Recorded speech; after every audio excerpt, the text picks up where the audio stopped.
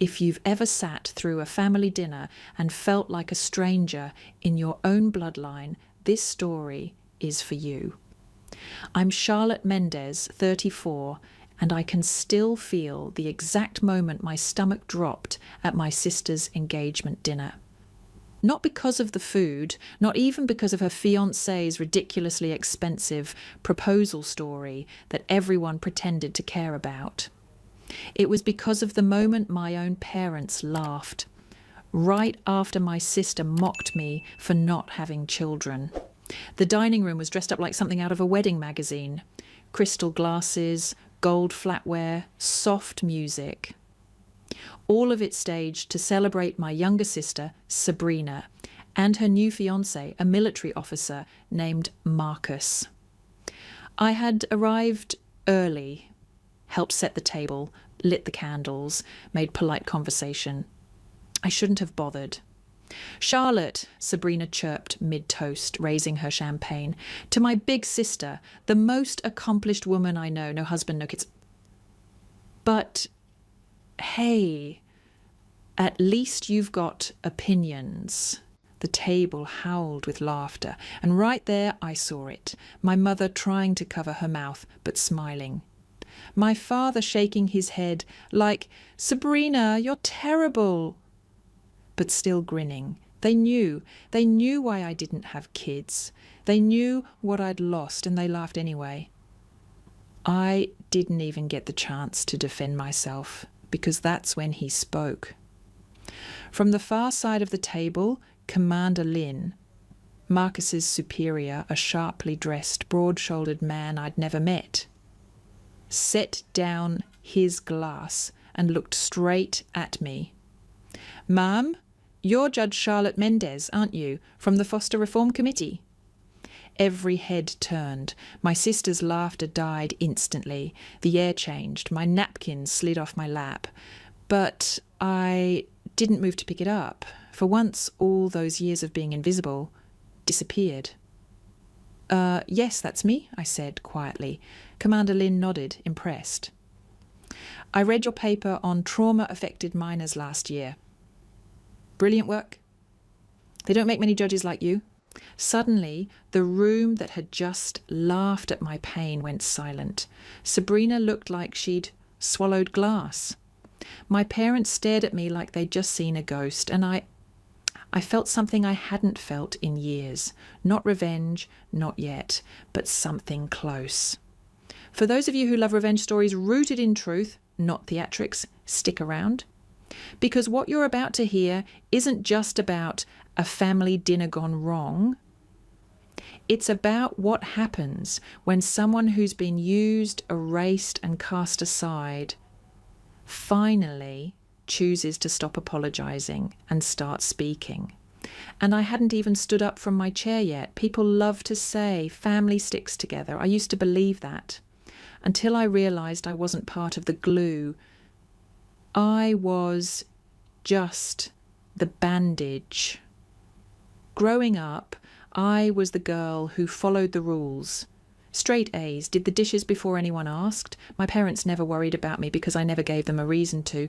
My sister Sabrina, she was different, wild, charming, reckless, but somehow they loved her more for it. Every mess she made, they brushed off like lint on a suit jacket.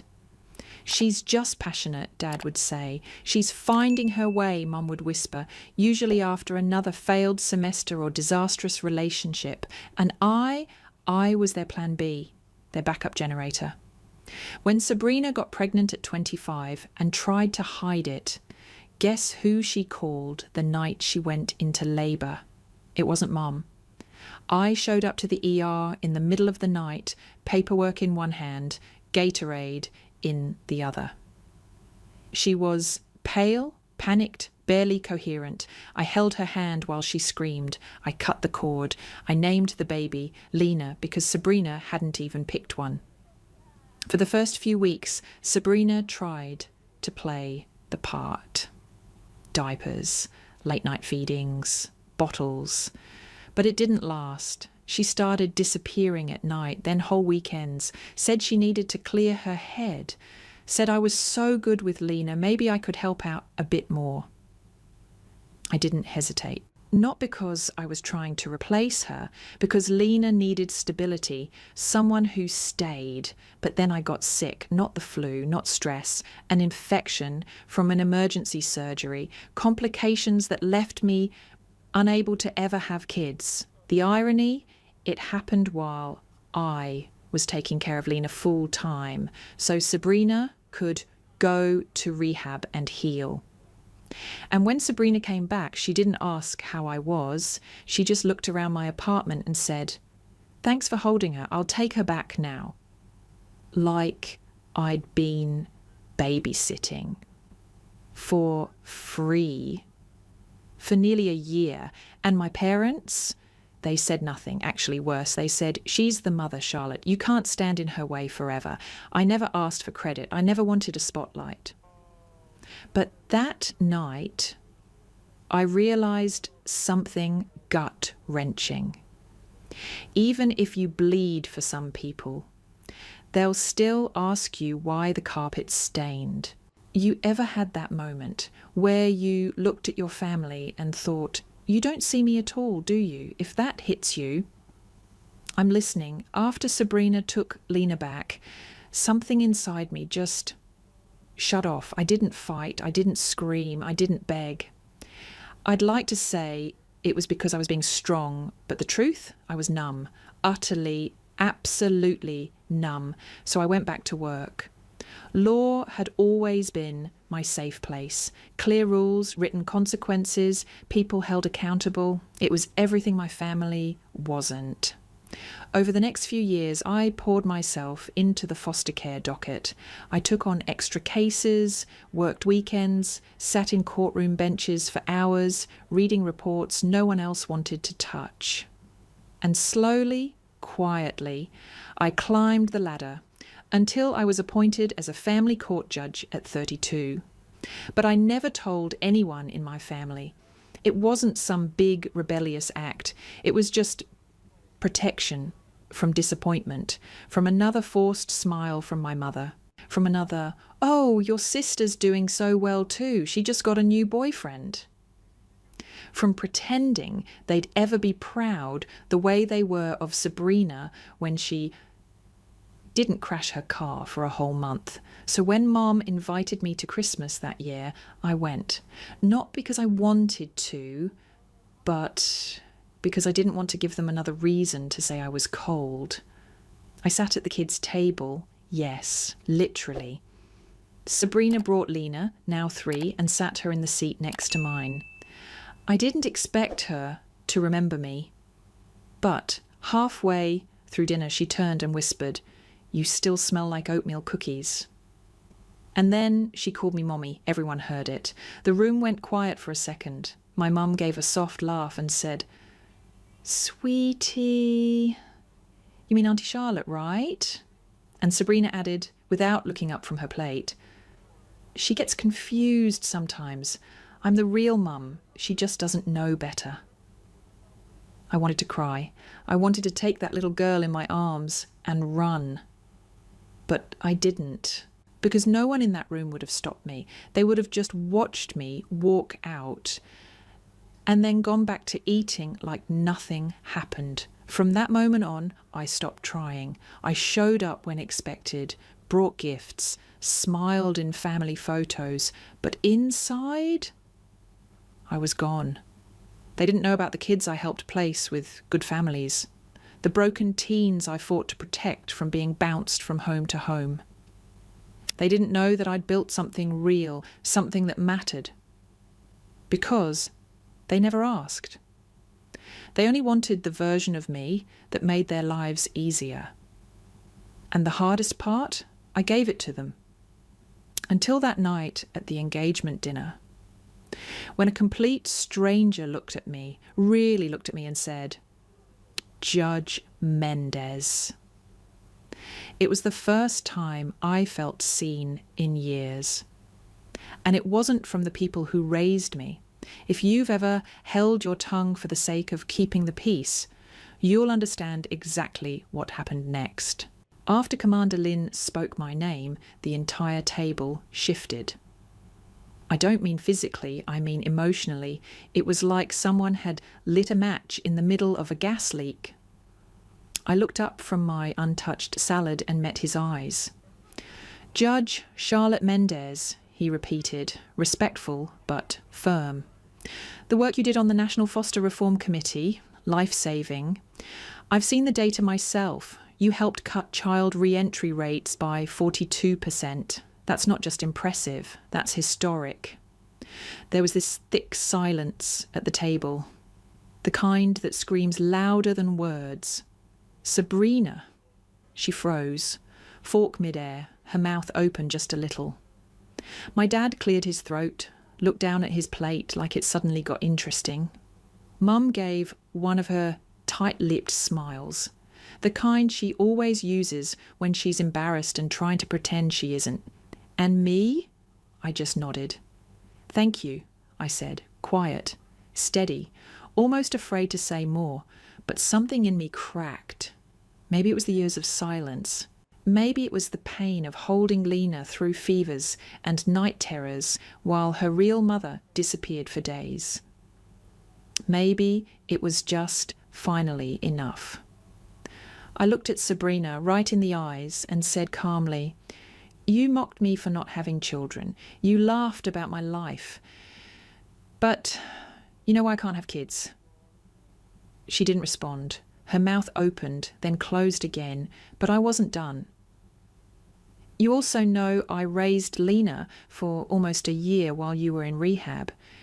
You know the infection I got while nursing her full time took away my ability to ever become a mum." My mother's hand flew up like she could physically swat the words out of the air.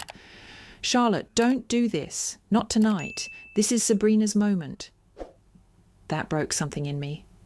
I turned to Commander Lin and said, "Sir, did you know I was never invited to Lena's 4th birthday? My own parents said it would confuse the child. Like I was a stranger, like I hadn't held her when she couldn't sleep." He frowned, not in pity, just in disbelief. "Honestly," he said, "that's heartbreaking." And then he looked at Sabrina. "So this is the sister you mocked in front of me earlier. You didn't mention she was the judge behind the Lena Mendez intervention I studied last quarter." Sabrina's fiancé turned to her, confused. "Wait, Lena Mendez, your daughter, that case?" My sister's face drained of colour, and just like that, the truth was out. The years of silence, the erased sacrifices, the painful dignity I carried like a burden were finally visible, but not to the people who were supposed to love me, to a stranger. And in that moment, I realised something chilling. Sometimes it takes a stranger to see your worth, because the people closest to you spent so long pretending you had none. After that dinner, I didn't sleep for 2 days. The flash of Lena's face when she called me Mommy. The way my mother chuckled like it was some mistake. The way my sister smirked like she'd won something. And worst of all, the silence. Not a single call, not a text, nothing from my parents, as if I had embarrassed them by telling the truth. But a week later, I got a letter, not from them, from Child Protective Services. Turns out, Commander Lin had flagged something after our dinner. Quietly. Privately. He didn't say a word to me that night, but the next day he filed a report. Not about me, about Sabrina. He'd overheard her ranting in the hallway later, complaining that the stupid kid kept getting in the way of her engagement planning, that she should have given her up fully when she had the chance, that Charlotte was always better at pretending to love her anyway. The agency called me as a potential guardian. They'd reopened Lena's custody file. And because of the records already on file from her early months with me, my name was still there. I didn't even breathe when they asked if I'd be willing to accept temporary placement. I just said, "When can I come get her?" I showed up at Sabrina's place on a rainy Thursday.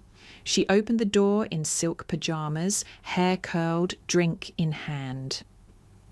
"You've got to be kidding," she said, arms crossed. But the caseworker beside me wasn't kidding.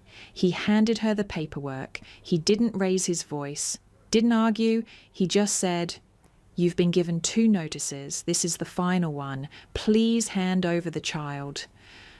Sabrina didn't cry. She didn't scream. She just stared at me with hollow eyes and muttered, "They always pick you." I didn't respond.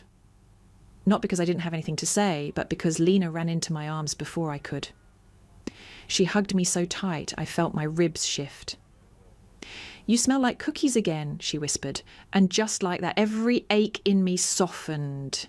Every hollow space filled, every wound from my parents, my sister, even my own body, sealed for a second. The court hearing came 2 weeks later. My parents didn't show. Sabrina did, but without a lawyer. She didn't contest. Maybe she couldn't.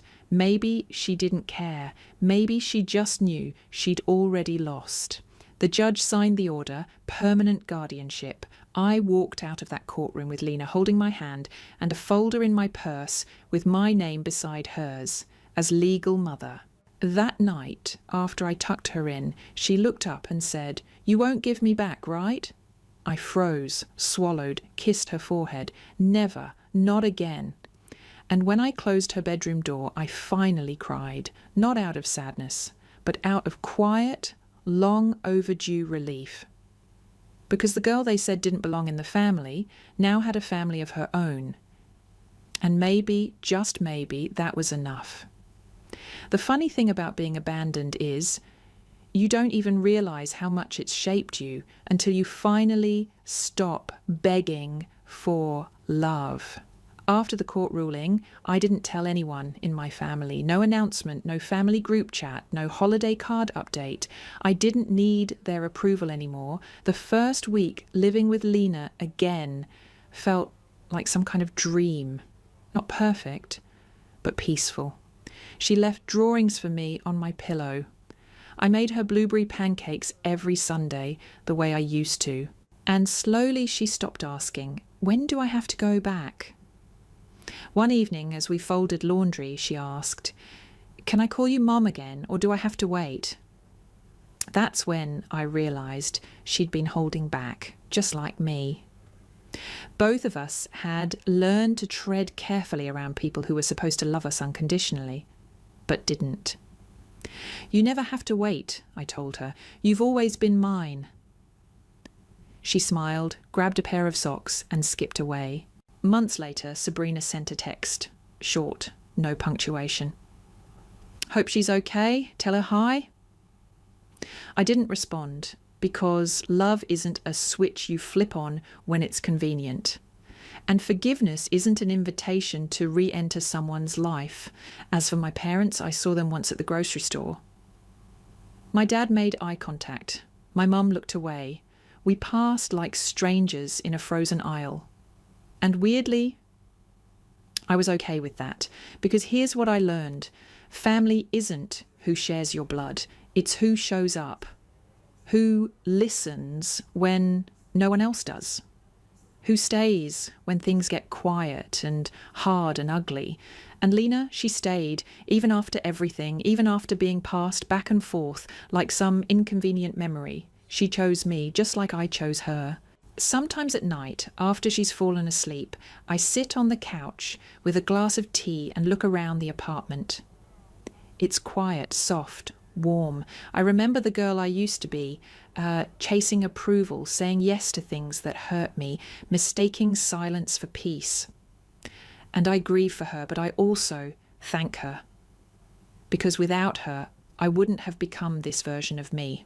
To anyone out there who's ever been the forgotten one, the easy child, the backup plan, I want you to hear this loud and clear. You are not invisible. You are not replaceable. and you don't owe your pain to anyone who caused it. If this story felt a little too close to home,